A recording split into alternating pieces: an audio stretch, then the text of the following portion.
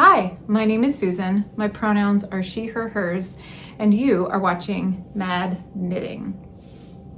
This YouTube channel is where I chronicle my crafting life. Most of the time that is knitting, although other things like sewing or quilting or hand stitching make it in from time to time. And I am coming to you from my home in Madison, Wisconsin. You can find me online as madtownmama on Ravelry and Bluesky and madtown_mama on Instagram. Like I said, I live in Madison and it's the end of May 2025. And after like a hot week and then several days of frankly cold, rainy weather, it is absolutely beautiful heading into the holiday weekend. I'm hoping that my plants finally start to grow out in the garden. And I'm in a losing battle with the bunnies. So I think that's all I'm going to say about that. Because talking about the rabbits really makes me filled with rage. They are just such a nuisance.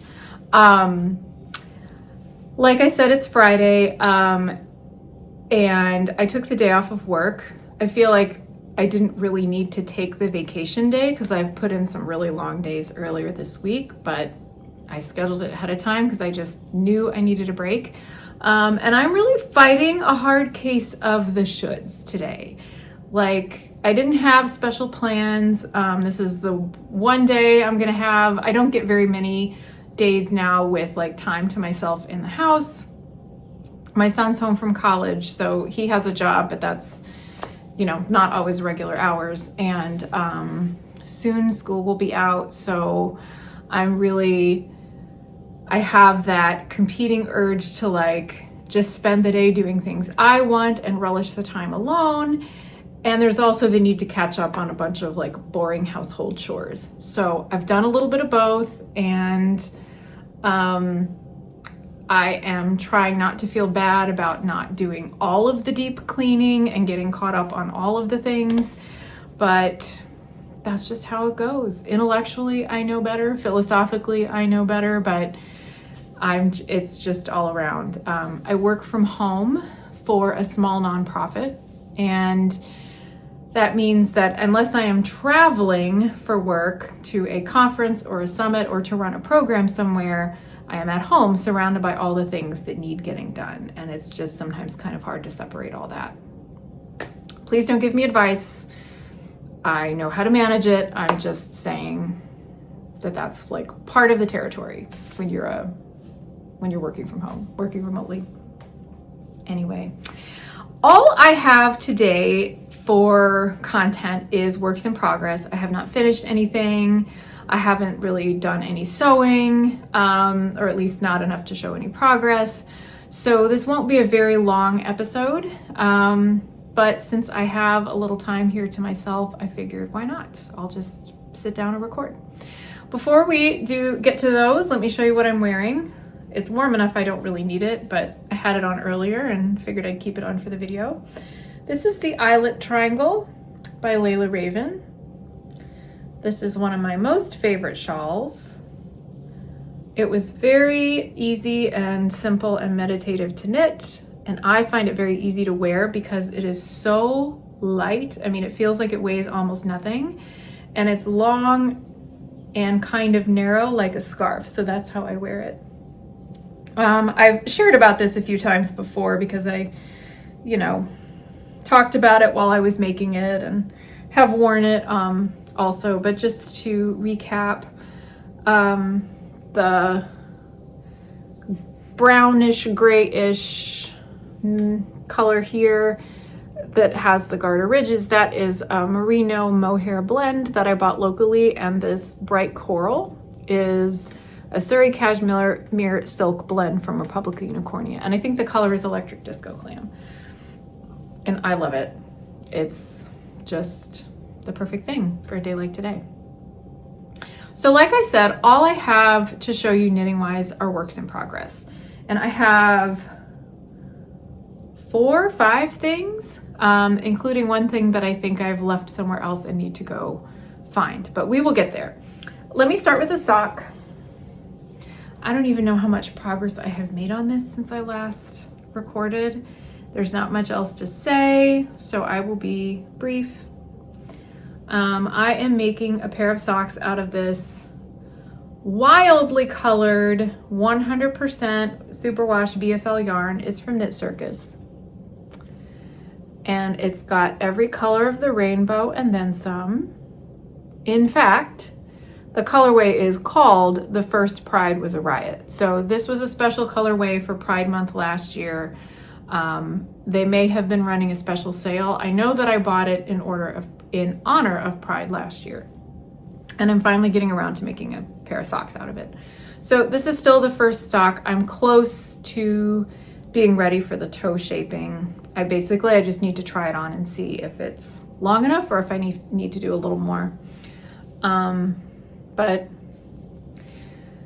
this is one of my very basic sock recipes / methods. I always start at the cuff and go to the toe, but there's a 1x1 ribbed cuff.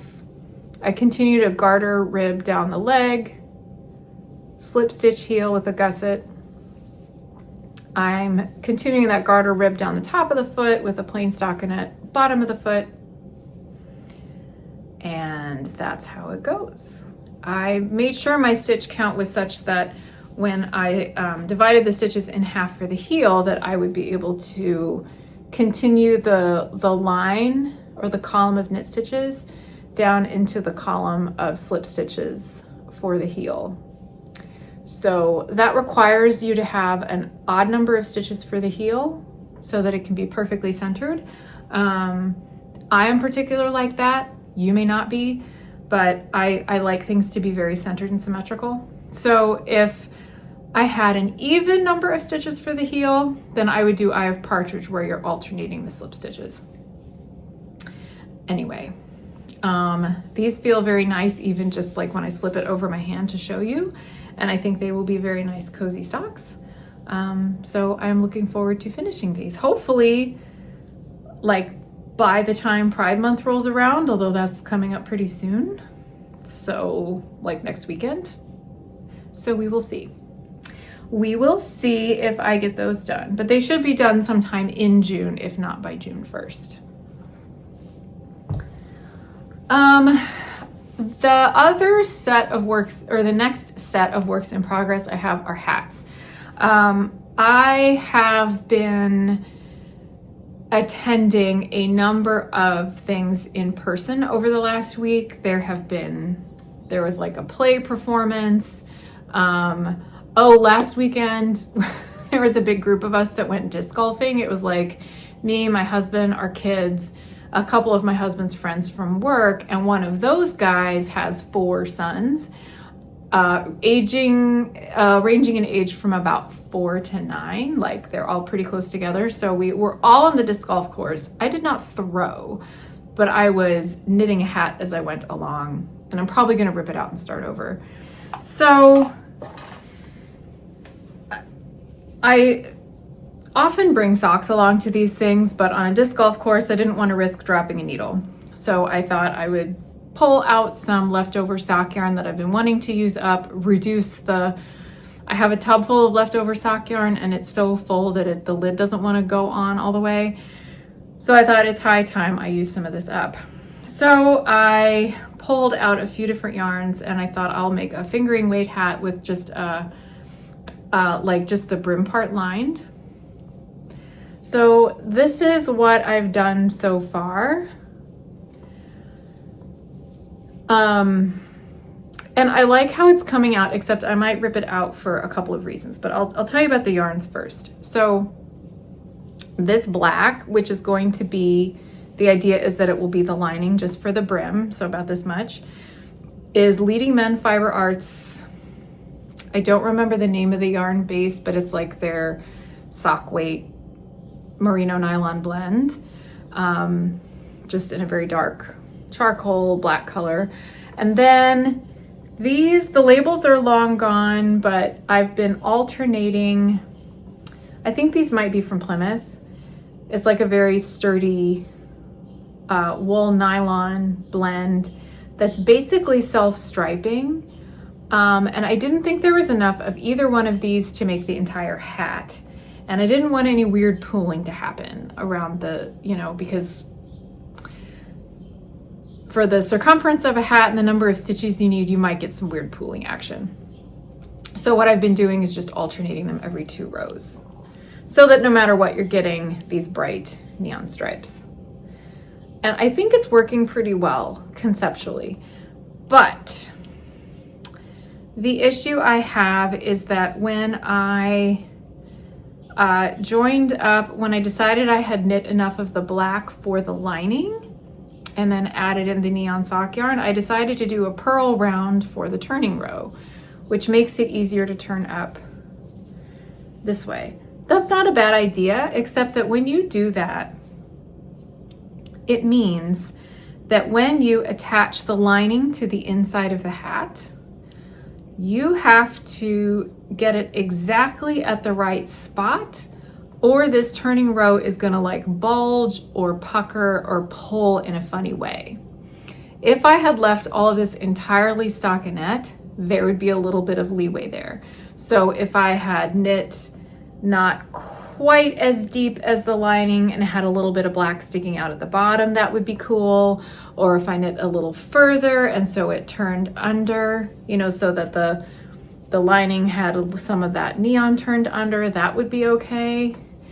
But I didn't do that. I did this purl turning row without thinking about it. So that's my main issue. The other thing is that when I cast on the black yarn, I didn't do a provisional cast on or anything. I just figured I'll pick up the stitches from the cast on edge when I get there, which can be kind of a pain, but like it's only for 1 round, and that's to attach the lining to the inside.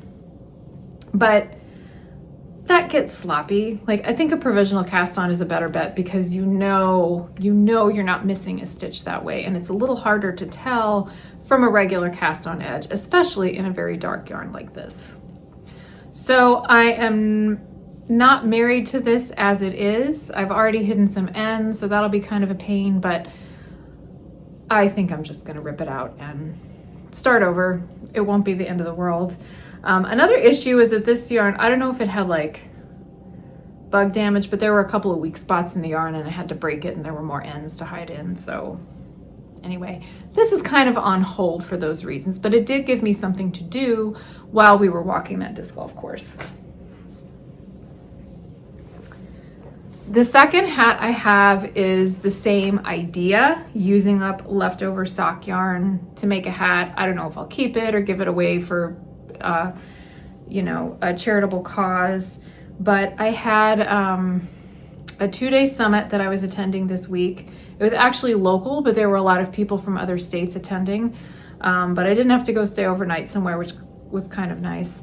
It did mean, though, that I had, the first day I had like 8 hours basically of meetings and a lot of knitting time, like as I was listening and participating and stuff. And the second day was pretty much the same thing. Lots and lots of meetings. So I got a lot done. And I am really pleased with how this one looks. So I did a really nice deep brim with this red yarn in the lining. And as you can see, I did not do a purl turning row. So I had some more flexibility when I decided that the brim was deep enough and that it was time to turn it under and attach. I didn't have to worry about having the exact right number of rounds to get that to not do a funny bulge or pucker.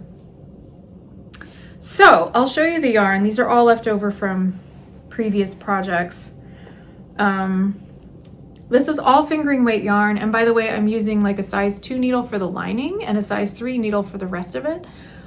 Same stitch count, so the lining is a little bit tighter because of the smaller needle size. So this is, I think this is Cascade Heritage Wave. It's this beautiful sort of mix of reds, and you can't see it really well just because this is a little bit that's left, but in the whole skein, it was like a really gradual color change. So you can maybe see it here. I don't know how well it's showing up, but it's a little bit darker here, closer to the like the edge than it is like where I cast on. So it's a real gradual color change. That was for the brim lining.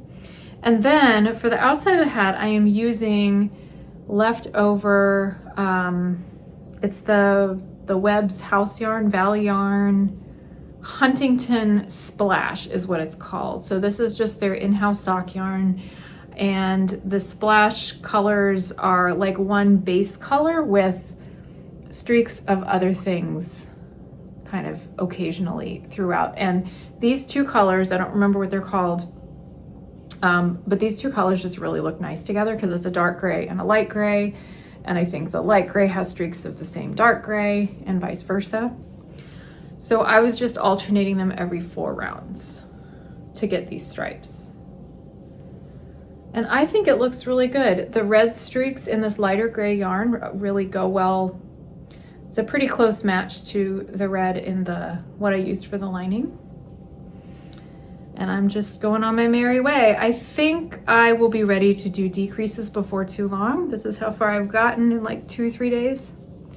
So if the hat was meant not to turn up the brim, I would do the decreases now. But since I have a good couple of inches, I think I might keep going to make it a little taller so that if you wanted to turn up the brim, you could and show that contrast lining. So I need to go a little further in order to make that feasible. And if you didn't turn it up, I think with size 3 needles, it's like a good gauge that's like has some drape, so you could have it a little bit slouchy, like it wouldn't just stick up and be awkward, but still firm enough to keep your head warm. So that's in progress. Yeah, I've had a lot of in-person meeting time and Zoom meeting time besides, and disc golf course time. And we went and saw, let's see, there was a band concert at the high school, and there was a play last week. I don't think I was knitting during the play because it was an outdoors thing, but it's been a lot. My last work in progress. Oh, this is a tough one, y'all. I think I might have to rip it out. And that is a big bummer. I have been working on the A Bloom cardigan by Ann Ginger. It's from Making Stories magazine. The pattern, I don't believe the pattern is available digitally. It was printed in a magazine. She has the rights now to sell it individually, but I just don't think she's done that yet. And it's a lovely design. So far, it's a very well-written pattern. And I've got like 2 sleeves and this much of the body complete. So, yeah. I don't think I can keep it. So I did the sleeves first. As you can see, there is some seaming involved, which is fine by me. There's this cool stitch pattern. I can't remember if she calls it a cluster stitch or a wildflower stitch, but I won't reveal how you do it, but from a distance, it sort of gives the impression of like a subtle cable texture, even though that's not exactly what it is. But it's very easy to execute, and it's very meditative knitting. Like you kind of get the pattern right away, especially since when you're doing this piece back and forth, and you're only doing the stitch pattern on the right side, you're never going to do it.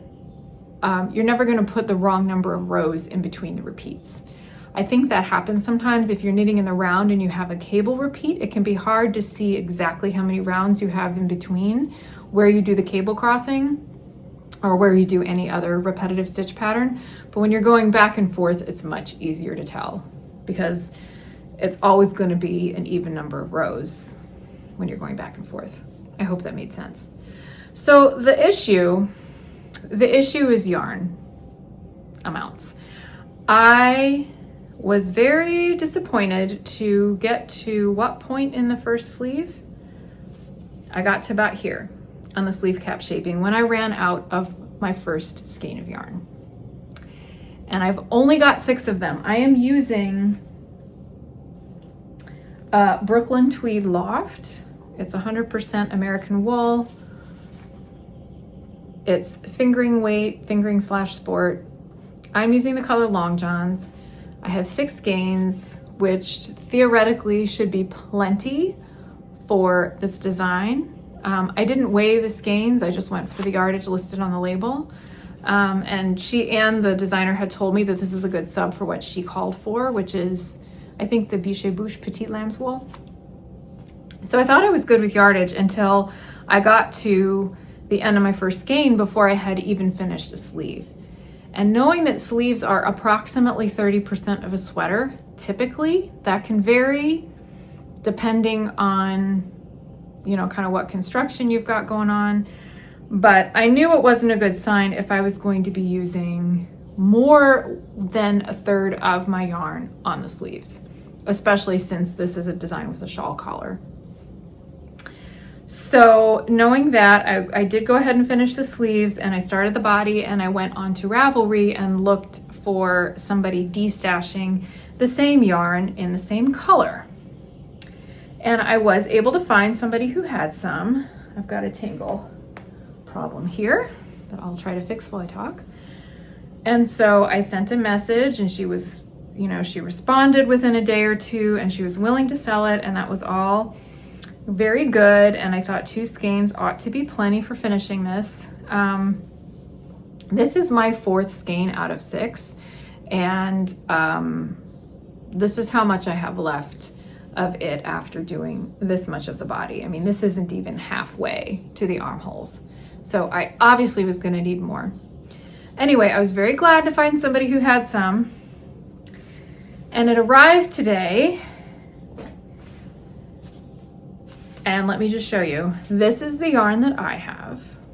This is one of my unwound skeins, or my only unwound skein. And this is the yarn that arrived. Same yarn, same color name, but look how different they are. Now, when I was looking through destashes, I only found a couple that even had this color. So I knew that it was extremely unlikely I would get the same dye lot, especially because what I bought was from several years ago. And I didn't even ask about dye lot. I just figured whatever comes, I can like alternate skeins or something to make it work. But you can see that like the labels are different. I think they had a branding redo or something in between when I bought mine and when she bought hers, but they are so different that even if I alternate skeins every other row, I just have a feeling that you're gonna be able to see it. You're gonna see like micro stripes, and that's gonna be like in the body of the cardigan, like right in the middle there, right in the front. And I just have my doubts that it's gonna work, which is very disappointing because I love the color.